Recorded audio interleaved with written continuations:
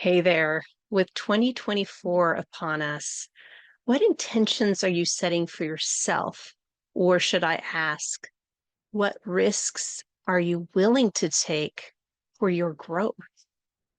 And the risk I'm talking about here isn't gambling or physical threatening risks.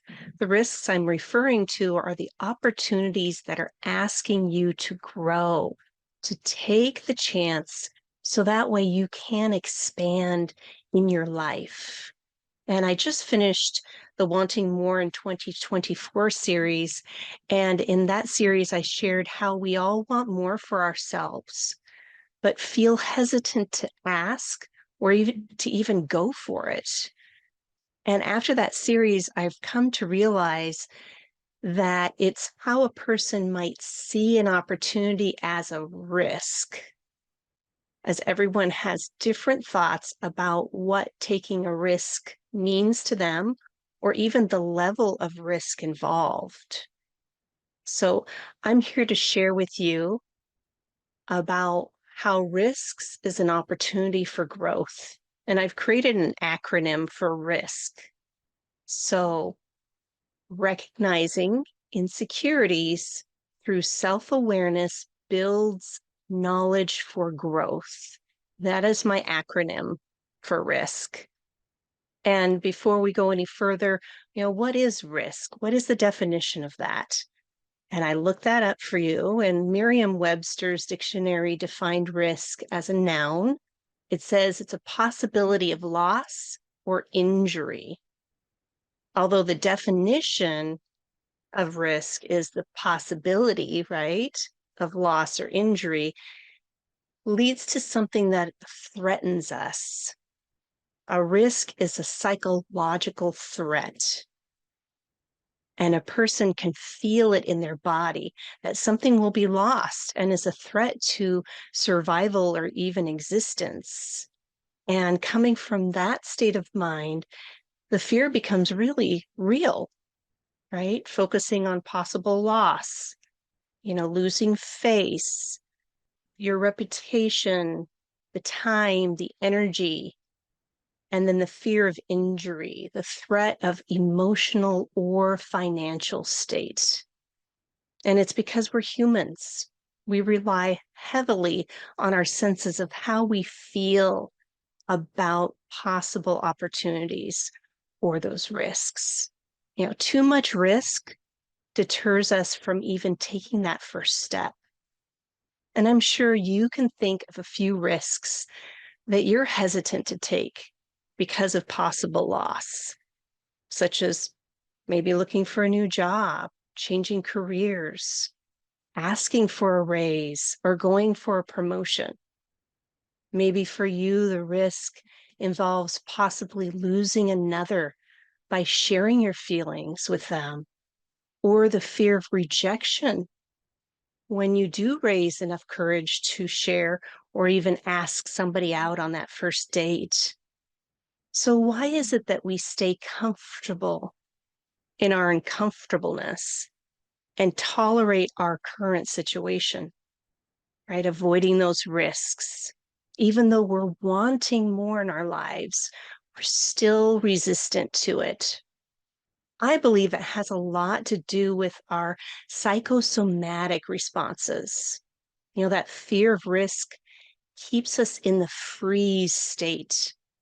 That's part of the nervous system, right? That fight, flight, or freeze.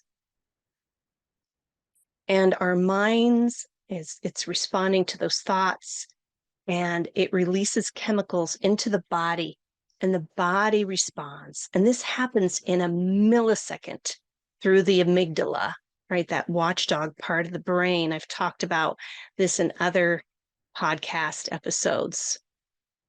And it is activated, that amygdala, when a risk or threat is perceived and becomes hypervigilant, right? To protect us against risk, against threat. And whatever the risk is, if the mind detects any uncertainty, it weighs the cost of the risk in accomplishing that goal or desire. So I want to unpack how the fear of risk can look through the lens of the mind and that psychosomatic responses that might be felt in your body. Because we all have these amazing minds. I'm not slamming our minds and saying the ego is terrible and we need to get rid of it. Oh, we still need that part of ourselves. That's part of the human side of us. And our brain, our minds like to protect us from threats. It's just automatic. And so when we continue to think about, I want this, but I can't because of that, that overthinking about the risk leads to hypertension and overload just by thinking of past experiences, of when we risked something and we failed, or we feel that we failed. Watching others fail, there's a chance of shutting down mentally and physically. Maybe you might experience thoughts of, why should I even bother? This is too much to do. It'll take too much time and energy, or even having that, I don't know where to start. So that's that overthinking, right? The hypertension, the overload of thoughts. And it's because the mind likes to compare in black and white. It looks at where you're at right now and where you want to be. And from this view, that mind sets the hurdle really high, right? And then from this perception, possible thoughts come in. You're seeing that hurdle set way too high, don't even know how to start. It's too risky. So thoughts might be, why should I even try? I know I'll fail. Or why would that person even want me? I don't have a lot to offer them, or that they're way out of my league. So why should I risk being rejected and my heart getting hurt? A lot of that overthinking about where you're at right now and where you want to be. And that involves a lot of extra energy spent on something that hasn't even happened yet. Our minds love to do that, likes to chew on it, talk about it, give you so many different scenarios. Well, that energy has to go somewhere. This is where the psychosomatic comes in. So then the body responds to the energy, to those thoughts. Chemicals are induced, and your breathing changes. If you're not expending the toxins, if you're not breathing through it, then tensions will build, anxiety will come in, there'll be the overwhelmed heaviness felt in the body. And because we don't know what to do, you don't know where to start or how to begin, we hold it. Our bodies are great containers to hold everything for us. And if we're not doing anything with that energy, then over time we start to tolerate the discord we feel within ourselves. And then we validate that psychological response, right? The psychosomatic, with our thoughts. And it might sound something like this. I'm so tired of my job. My life is so exhausting. I have too much to do and I don't know where to begin. And those thoughts, although they may seem true at the moment, those are all old patterns of your belief system. And if you've been following me for a while, you know I call it BS, your belief system. And that is there as a protection. It's to validate why you're feeling the way you are. And this is the reason why. And so I'm just going to keep it. I'm going to hold it. And then we become locked down, feel like, wanting to retract into a shell to avoid the risk, to avoid loss of getting hurt. Well, I hope that you felt that in your body, because that is my intention, right? I want you to feel it. I want you to witness that in you, because I'm here to support you. I'm here to give you a leg up to help you reach and eventually clear those hurdles that our minds set up. for those risks. And the first thing starts with your awareness, the awareness of the sensations in your body, pausing, even naming the sensations of what you're feeling, not going into the story of why you're feeling that way or blaming others. You're simply noticing, oh, I'm feeling tense right now. I'm feeling overwhelmed. I feel like there's just too much energy, or even depletion of energy, depending on where you're at. And then simply noticing that, noticing, naming, and then breathe. Switch into your parasympathetic nervous system. That's the rest and digest. Even if it's just a little ease, just helps to release that tension just a little bit. Move your body. Get your thoughts out of your mind and onto paper. Get them out, right? Break that vicious, habitual cycle of thinking by making the choice to shift the energy, that activation in the body.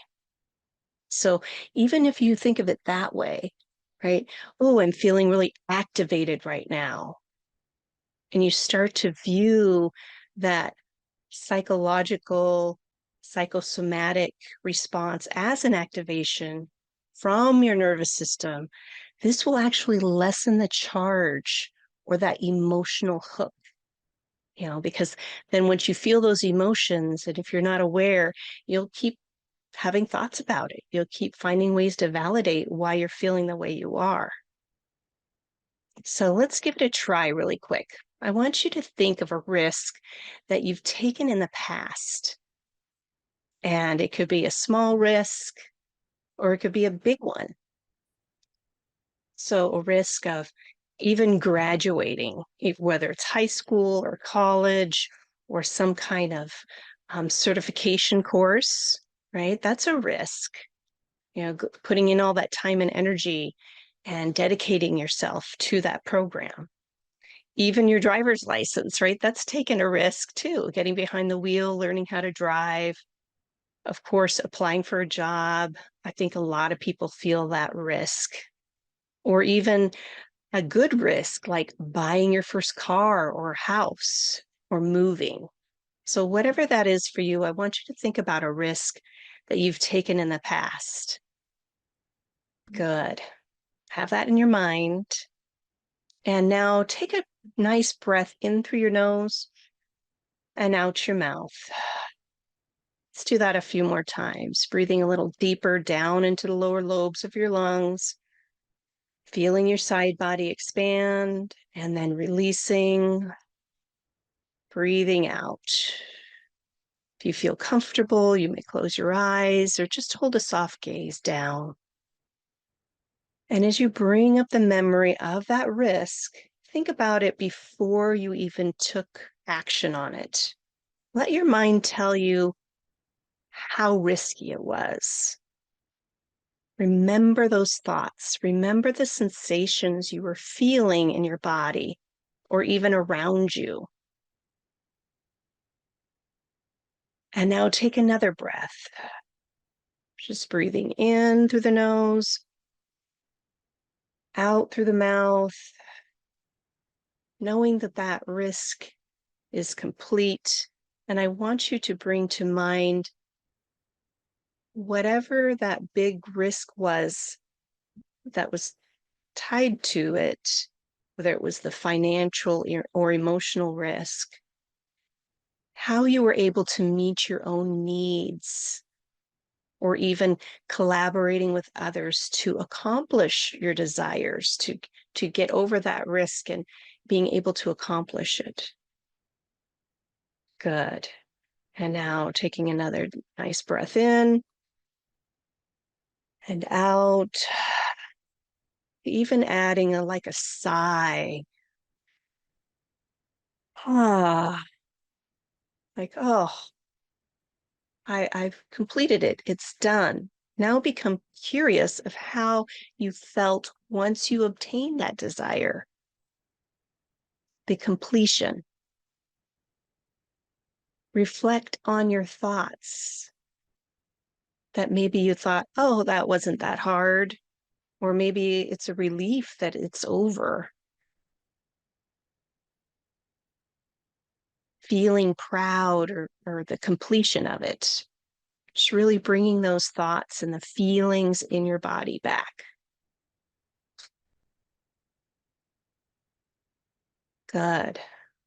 And now taking another nice breath in and out, bringing your awareness back to me. And I want you to remember that we have more power than we realize. And we forget how we've stepped up to a risk in the past and how we can utilize the knowledge from the experience, right? Grow from it. Holding the awareness of the moving forward and seeing how you are relating to yourself and the risk you encounter helps you to approach those next steps towards those other risks or those hurdles. This is what risk is with growth.